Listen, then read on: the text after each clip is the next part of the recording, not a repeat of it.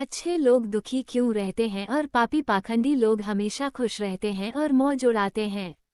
इसके दो कारण हैं, दोनों ही कारण मैं आपको आज बताती हूँ। सबसे पहले अच्छे लोग दुखी क्यों रहते हैं एक कहानी के माध्यम से समझते हैं। एक नगर में विधवा स्त्री रहती थी। उसकी 3 छोटी छोटी बेटियां थीं। जवानी में ही उसके पति गुजर गए थे।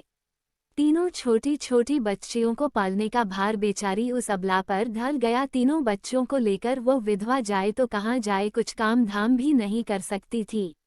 ऊपर से समाज की उल्टी सीधी बातें उसे कुछ नहीं करने देती थी। बेचारी लाचार उस महिला का कोई सहारा नहीं था। वो अपने पति को याद करके उन बच्चियों को जैसे तैसे पाल रही थी।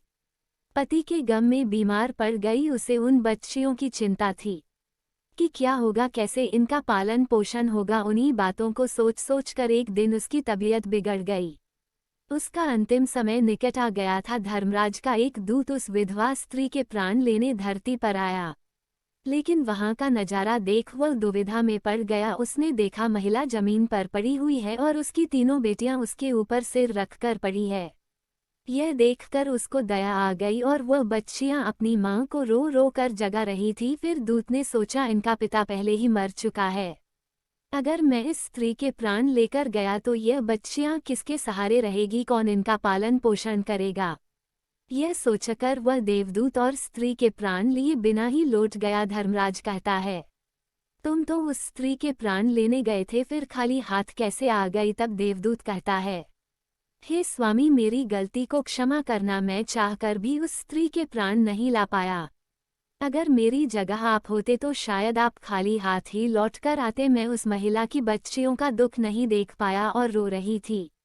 उन्हें वहां कोई देखने वाला भी नहीं था। यदि मैं उस महिला को ले आता तो उन बच्चियों को कौन देखता, कौन उनको पालता पोषता।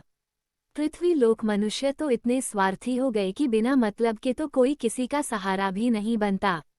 यदि कोई मदद भी कर देता है तो वह बदले की उम्मीद करता है या फिर उसे अपने एहसान के नीचे जीवन भर दबाकर रखना चाहता है। देवदूत कहता है, हे स्वामी, उस महिला को थोड़ा और समय दे दिया जाए ताकि वह अपनी बच्चियों को पाल पोसकर बड़ा कर सके। देवदूत की बात सुनकर धर्मराज ने उसे डांटते हुए कहा, अरे मूर्ख, ईश्वर की बनाई गई सृष्टि में ना कोई एक क्षण घट सकता है और ना कोई बढ़ सकता है। उसकी मर्जी के बिना ना उसे जीवन दे सकते हैं और ना समय से पहले मार सकते हैं। ईश्वर जो करता है सबके साथ अच्छा ही करता है। तुम कौन होते हो विधाता के नेक को बदलने वाले। तुमने उस महिला को ना लाकर ईश्वर के नियम का उल्लंघन किया है। तुमने बहुत बड़ा अपराध कर दिया, इसलिए तुम्हें इसका परिणाम भोगना ही पड़ेगा। जाओ, जिस पृथ्वी के मनुष्य से तुम्हारी ममता है उसी पृथ्वी पर मनुष्य बनकर अपना पाप भोगो। देवदूत कहता है, हे स्वामी, धरती लोक से मेरा उद्धार कब होगा और कैसे होगा। धर्मराज कहता है, धरती पर जाकर तुम अपनी मूर्खता पर 3 बार खिलखिलाकर हंस लोगे, तब तुम्हारा उद्धार हो जाएगा। इतना कहकर धर्मराज ने उस देवदूत को धरती पर धकेल दिया। वह धरती लोक पर मनुष्य शरीर में आ चुका था।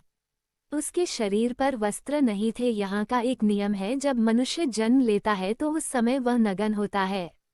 पापी लोग सुखी क्यों रहते हैं। देवदूत ने जन्म तो नहीं लिया और वह निर्वस्त्र ही एक सड़क के किनारे पड़ा ठंड से ठिठुर रहा था। वहीं से एक मोची गुजर रहा था। वह मोची अपने बच्चों को ठंड से बचाने के लिए कपड़े लेने जा रहा था।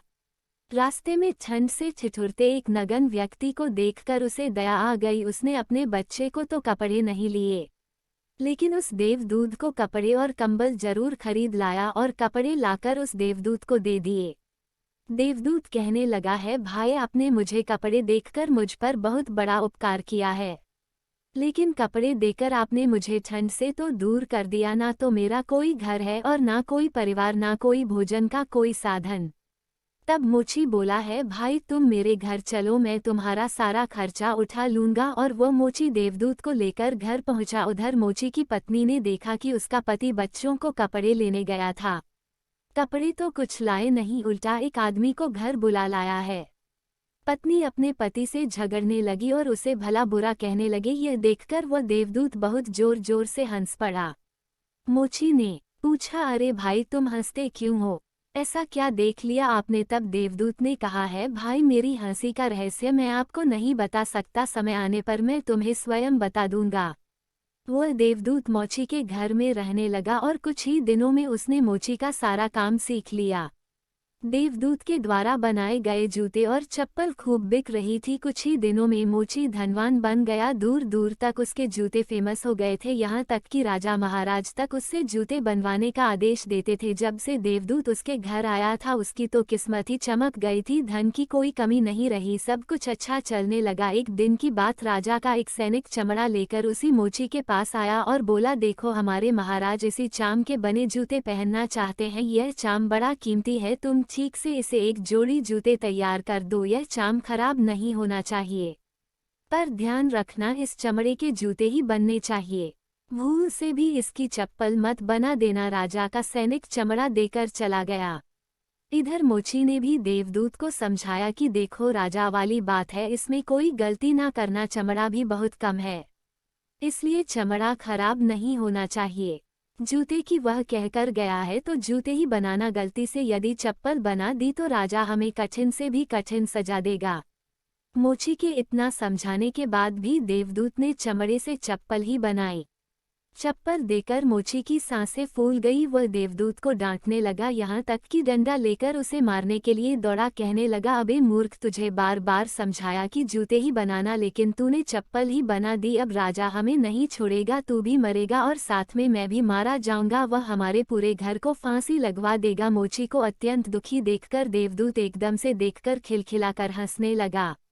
मोची बोला, अबे मूर्ख आदमी, काम बिगाड़ कर अब हंस रहा है। वह देखो जूते लेने राजा का सैनिक आ गया और बोला है, मोची भाई कल जो मैं चमड़ा दे गया था उसके जूते मत बनाना, चप्पल बना देना, क्योंकि राजा साहब का देहांत हो गया है और यहाँ की प्रथा है, मरने वाले व्यक्ति को चमड़े की चप्पल पहनाकर अर्थी पर लेटाया जाता है। सैनिक की बात सुनकर मोची को ऐसा लगा जैसे मरे हुए शरीर में जान आ गई हो। इसके हाथ से डंडा छूटकर गिर गया और उसने देवदूत के पैर पकड़ लिए और उससे माफी मांगने लगा। देवदूत मोची की इस हरकत पर जोर जोर से हंस रहा था। मोची ने पूछा, तुम क्यों हंस रहे हो? तो देवदूत ने कहा, समय आने पर इसका कारण बता दूंगा।